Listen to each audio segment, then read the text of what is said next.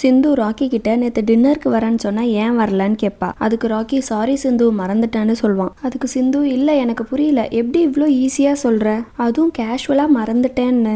ஒரு ரிலேஷன்ஷிப்ல 2 பேரும் ஈக்குவலா எஃபர்ட் போடணும். இந்த ரிலேஷன்ஷிப்ல நீ சுத்தமா எஃபர்ட் போட மாட்டேங்கிற. அட்லீஸ்ட் நம்மளாச்சும் போடலான்னு இப்ப வந்துருவான் அப்பா வந்துருவான்னு பார்த்தா நீ ரொம்ப தூரமா தள்ளி தள்ளி போயிட்டு இருக்க. இது சரியில்லை ராக்கி. முன்ன மாதிரி என்கிட்ட நீ பேச கூட மாட்டேங்கிற. என் கால்ஸ்க்கு ரெஸ்பான்ஸ் இல்ல, மெசேஜ்க்கும் ரிப்ளை இல்ல. எனக்கு எப்போ கடைசியா ஐ லவ் யூ சொன்னாச்சு ஞாபகம் 2 வீக்ஸ் ஆகுது. ஆனா எனக்கு தெரியும் ராக்கி, நீ யார்கிட்டயோ அடிக்கடி சீக்கிரட்டா பேசிட்டு இருக்க. எனக்கு தெரியும் யாருன்னு கேட்டா கேட்க கூடாதுன்னு சொல்ற. நீ சொல்லு, எந்த கேர்ள் ஃப்ரெண்ட் ஒரு பாய் ஃப்ரெண்ட் சீக்கிரட்டா பேசிட்டு இருக்கான்னு தெரிஞ்சும் கேட்காம இருப்பான்னு கேட்பா. அதுக்கு ராக்கி நான் என்ன சீக்கிரட்டா மறைச்சேன்னு கேட்பான். அதுக்கு சிந்து அப்ப நீ எதுவுமே மறைக்கல அப்படிதானே, உன் போனை கொடு நான் செக் பண்றேன். எப்படி ராக்கி எல்லாமே கரெக்டா பேசுற, போனை கொடு நான் மட்டும் சைலண்ட் ஆயிடுற. உனக்கு என்ன பிடிக்கலன்னா டைரக்டாவே சொல்லிரு ராக்கின்னு சொல்வா. அதுக்கு ராக்கி உனக்கு நல்லாவே தெரியும் என்னோட பாஸ்ட் ரிலேஷன்ஷிப்லயும் இதே பிரச்சனை தான் இருந்தது. என்ன கொஸ்டின் பண்ணிட்டு என்ன கம்ப்ளைண்ட் பண்ணிட்டு என்ன கேவலமா சந்தேகப்பட்டுக்கிட்டு சிந்து இதெல்லாம் தெரிஞ்சுதானே நீ ரிலேஷன்ஷிப்குள்ள வந்த. இப்ப திரும்பவும் நீ அதையே பண்ற. பொசசிவ்னஸ்ங்கிற பேர்ல கண்டதையும் வளரிக்கிட்டுன்னு சொல்வான். அதுக்கு சிந்து பார்த்து பேசுறாக்கி, ஒரு ரிலேஷன்ஷிப்க்கு முக்கியமே நம்பிக்கை தான், அது உன் மேல சுத்தமா இல்ல. நான் இந்த ஹாஸ்பிட்டலுக்கு ஏன் வந்தேன்னு தெரியுமா, இங்க வந்தா நிறைய உன் கூட டைம் ஸ்பெண்ட் பண்ணலாம், நீ என்ன கேரிங்கா பாத்துப்ப அப்படின்னு தான் அந்த ஹாஸ்பிட்டலுக்கே வந்தேன்னு சொல்வா. அதுக்கு ராக்கி லூசு மாதிரி வளராத, நீ கஷ்டப்பட்டு படிச்சு டாக்டர் ஆயிருக்க, இது ஒரு நல்ல ஹாஸ்பிட்டல், இப்ப வந்து எல்லாம் என்னாலன்னு சொல்ற.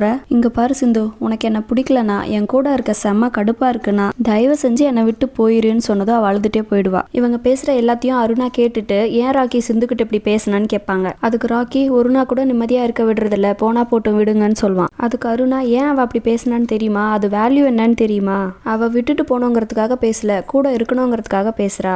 தயவு செஞ்சு யோசி, அப்புறம் லேட்டா ஃபீல் பண்ணாத, போ அவ கூட பேசுன்னு சொல்லுவாங்க. அப்புறம் ராக்கி சிந்து கிட்ட சாரி நான் உன்னை ஹர்ட் பண்ணணும்ன்ற இன்டென்ஷன்ல பேசல, ஒர்க் ஸ்ட்ரெஸ்ல அப்படி பேசிட்ட சிந்து, உண்மையாவே நீ உரிமையா கேர் பண்ற விஷயம் எனக்கு ரொம்ப பிடிக்கும், உனக்கு தெரியும்ல நான் ஒன்னும் அந்த அளவுக்கு எக்ஸ்பிரசிவான ஆள் கிடையாதுன்னு.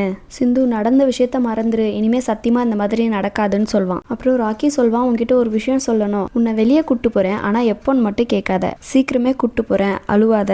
அப்புறம் சிந்து நீ சந்தேகப்பட்டது சரிதான், நான் உனக்கு தெரியாம வேற ஒருத்தவங்க கிட்ட பேசிட்டு இருக்கேன்னு சொல்வான். அதுக்கு சிந்து யார்கிட்ட பேசிட்டு இருக்கேன்னு கேட்பா. அதுக்கு அவன் ரீனான்னு சொல்வான். அதுக்கு சிந்து என்னது ரீனாவா, ரீனா கிட்ட பேசுறதுல இருந்தானே சொன்னேன்னு கேட்பா. அதுக்கு ராக்கி நான் போய் சொன்னேன், நான் ரீனா கிட்ட பேசுறேன்னு தெரிஞ்சா இங்க 1000 பிரச்சனை வரும், அது உனக்கே தெரியும்ல, அதனாலதான் நான் சொல்லல, அப்புறம் இந்த விஷயம் நமக்குள்ளேயே இருக்கட்டும்னு கேட்பான். அதுக்கு சிந்து ஓகே சொல்லிடுவா. ராக்கி சொல்வா நானும் குட் பை, நீயும் குட் கேர்ள் தான், லவ் யூ, போயிட்டு வரேன்னு சொல்வான். ரதி திவிக்கு ஃபுட் கொடுப்பா, அதை அவ வாங்க மாட்டா. அப்புறம் தேவ் வந்து யாரெல்லாம் சித்தோட ஃபுட்பால் மேட்ச் பார்க்க வரீங்கன்னு கேட்பாரு. 3 பேரும் சைலண்டா இருப்பாங்க. அதுக்கு தேவ் கேட்பாரு, என்ன சித் உன்னோட ஃபுட்பால் மேட்ச்க்கு நீயே போலியான்னுட்டு. அதுக்கு சித் நோ சொல்வான். அதுக்கு தேவ் நாளைக்கு சித்தோட ஃபுட்பால் மேட்ச் பார்க்க எல்லாரும் போறோம், நீங்கெல்லாம் வரீங்களா இல்லையான்னு நான் கேட்கல, நம்ம போறோம் அவ்வளவுதான்னு சொல்வாரு. ரதி ஹாஸ்பிட்டல்ல ஒர்க் இருக்குன்னு சொல்லுவாங்க. அதுக்கு தேவ் சொல்வாரு, நான் தான் சொன்னல நம்ம மேட்ச் பார்க்க போறோம், அதுதான் ஃபைனல், சித் ஜெயிக்கிறானோ இல்லையோ மேட்ச் பார்த்துட்டு வரும்போது ஃபுட் கோர்ட் போறோம், நல்லா சாப்பிட்றோம், ஜாலியா விளையாடுறோம், அப்புறம் லேட்டா தான் வீட்டுக்கு வருவோம் அப்படின்னு சொல்வாரு. சித் நான் ஜெயிச்சிடுவேன்பான்னு சொல்வான். அதுக்கு தேவ் சரி ஓகேடா, என்ன திவி உனக்கு ஓகே தானேன்னு கேட்பாரு. திவி ஓகே சொல்வா. அமலா ராகவ் கிட்ட என்ன ராகவ் நம்ம எக்ஸ்பெக்ட் பண்ண மாதிரி ஒண்ணுமே நடக்கலன்னு கேட்பா. அதுக்கு அவனோ சிசிடிவி ஃபுட்டேஜ் செக் பண்ண ஒண்ணுமே கிடைக்கலன்னு சொல்வான். அதுக்கு அமலா சொல்வாங்க, அந்த பேஷண்டோட அட்டெண்டரை தவிர வேற யாரும் பக்கத்துல கூட போகல,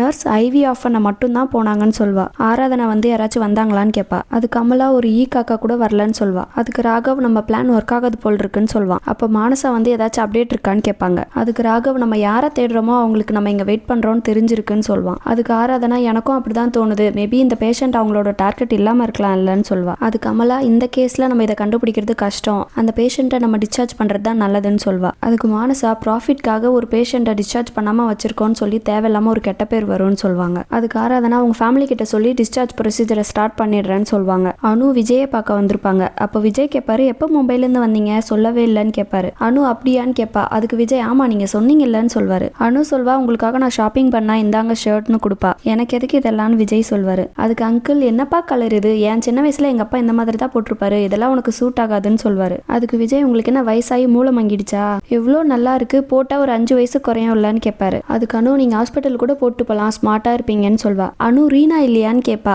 அதுக்கு விஜய் ஹாஸ்பிட்டல் போயிருக்கான்னு சொல்வான். அவ வந்தா கொடுத்துருங்கன்னு ஒரு ட்ரெஸ் கொடுப்பா. அதுக்கு விஜய் இதை பார்த்தா அவ ரொம்ப சந்தோஷப்பட்டு விடுவா தேங்க்ஸ்ன்னு சொல்வாரு. அங்கிள் எனக்கு இல்லையான்னு கேட்பாரு. அனு சாரி அங்கிள்னு சொல்வா. அதுக்கு விஜய் உங்களுக்கு எதுக்கு, நீங்க தான் பிடிக்கலன்னு சொன்னீங்கல்ல, அதனால உங்களுக்கு ஒண்ணுமே இல்லைன்னு சொல்வான். அப்புறம் அனு அங்கிள்க்கும் ஒரு ட்ரெஸ் கொடுப்பா. விஜய் அனு கிட்ட கிஃப்ட்ஸ்க்கு தேங்க்ஸ் சொல்வான். அனு பண்ணணும்னு தோணுச்சு பண்ணன்னு சொல்வா. விஜய் எனக்காக வாங்கின சட்டையும் பிடிச்சிருந்துச்சுன்னு சொல்வான். விஜய் அனு கிட்ட அப்புறம் ஃபேமிலி பத்தி சொல்லவே இல்லையே, அப்பா அம்மா எல்லாம் எங்க இருக்காங்கன்னு கேட்பான். அனு எனக்கு யாரும் இல்லைன்னு சொல்வா. அதுக்கு விஜய் நான் கேட்டிருக்க கூடாது சாரின்னு சொல்வான். அதுக்கு அனு நான் அனாதெல்லாம் கிடையாது, எனக்கு ஒரு அப்பா அம்மா அண்ணன் ஏன் ஒரு நாய்க்குட்டி கூட வச்சிருந்தேன், கொஞ்சம் வருஷத்துக்கு முன்னாடி ஆக்சிடென்ட்ல எல்லாரும் போயிட்டாங்கன்னு சொல்வா. அதுக்கு விஜய் நான் கேட்டிருக்க கூடாது மன்னிச்சிருங்க சாரின்னு சொல்வான். அதுக்கு அனு உங்க 3 பேருக்குள்ள இருக்கிற பாண்டிங், நீங்க மாத்தி மாத்தி கலாச்சிட்டு சிரிச்சிட்டு இருக்கிறதெல்லாம் பார்த்தா எனக்கு என் ஃபேமிலி ஞாபகம் வரும். நான் அப்பயும் இப்படிதான் எங்கேயாச்சும் வெளியே போனா எல்லாத்துக்கும் ஏதாச்சும் வாங்கிட்டு வருவேன், உங்களை பார்த்தப்போ இதை பண்ணணும்னு தோணுச்சுன்னு சொல்வா. அதுக்கு விஜய் எங்க வீடு உங்க வீடு மாதிரி நினைச்சுக்கோங்க, உங்களுக்கு எப்பெல்லாம் உங்க குடும்பத்தை மிஸ் பண்ற மாதிரி தோணுதோ அப்பெல்லாம் எங்க கூட வந்து டைம் ஸ்பெண்ட் பண்ணுங்க,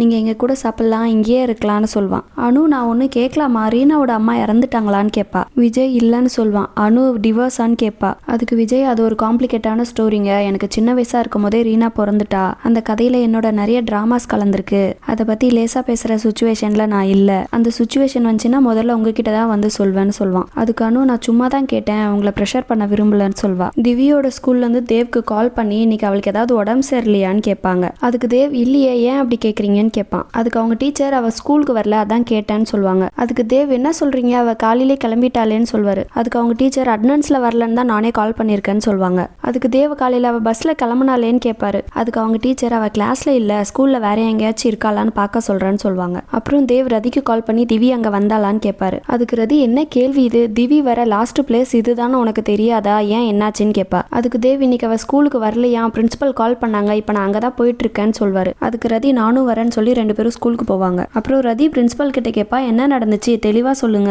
என் பொண்ணு எங்க போனா, காலையில ஸ்கூல் யூனிஃபார்ம் போட்டு கிளம்புன பொண்ணு எங்க போனான்னு சொல்லுங்கன்னு கேட்பா. அதுக்கு அவங்க பிரின்சிபல் இன்னைக்கு அவ ஸ்கூலுக்கு வந்திருந்தா கண்டிப்பா எங்களுக்கு தெரிஞ்சிருக்கும், மார்னிங் இந்த ஸ்கூல் பஸ்லயும் ஏறல இந்த கேம்பஸ்லயும் என்டர் ஆகலன்னு சொல்லுவாங்க. அதுக்கு தேவ் அவ ஸ்கூல் பஸ்ல ஏறலன்னு எப்படி தெரியும், ஏதாவது அட்டெண்டன்ஸ் சிஸ்டம் இருக்கான்னு கேட்பாரு. பிரின்சிபல் சித்த வர சொல்லியிருப்பாங்க. ரதி சித் கிட்ட திவி எங்க உங்ககிட்ட ஏதாச்சும் சொன்னாலான்னு கேட்பா. அதுக்கு சித் அக்கா மார்னிங் பஸ் ஸ்டாண்ட் வரும்போது ஒரு ஃப்ரெண்டு கூட போறேன்னு சொன்னா அதனாலதான் பஸ்ல ஏறலன்னு சொல்வான். அதுக்கு சித் ஃப்ரெண்டா அது யாருன்னு கேட்பாரு. அப்புறம் பிரின்சிபல் சொல்வாங்க திவியோட கிளாஸ்ல இன்னைக்கு எல்லாருமே பிரசன்ட், இது வரைக்கும் திவிய வேற கிளாஸ் பசங்களோடயோ பொண்ணுங்களோடயோ நாங்க பார்த்ததில்ல, அவளுக்கு வெளியே யாராச்சும் ஃப்ரெண்ட்ஸ் இருக்காங்களான்னு கேட்பாங்க. அதுக்கு ரதி அவளுக்கு வெளியே ஃப்ரெண்ட்ஸ் கிடையாது, இந்த உலகத்திலேயே அவளுக்கு இருக்கிற 2 இடம், ஒன்னு ஸ்கூல் ஒன்னு வீடு, அதை விட்டு அவ எங்க போறான்னு கேட்பாங்க. அதுக்கு அவங்க பிரின்சிபல் மேம் நீங்க கத்தாதீங்க, பேரண்ட்ஸ்க்கு குழந்தைங்களோட இன்னொரு சைடு என்னன்னே தெரியறது இல்ல, கொஞ்ச நாளாவே திவியோட பிஹேவியர்ல நிறைய சேஞ்சஸ் இருக்கு, அதை எப்பயாச்சும் நோட்டீஸ் பண்ணிருக்கீங்களான்னு கேட்பாங்க. அதுக்கு ரதி என் பொண்ணுக்கு ஏதோ ப்ராப்ளம் இருக்குன்னு தெரியுது, அந்த ப்ராப்ளம் என்னாலதான்னு தெரியுது,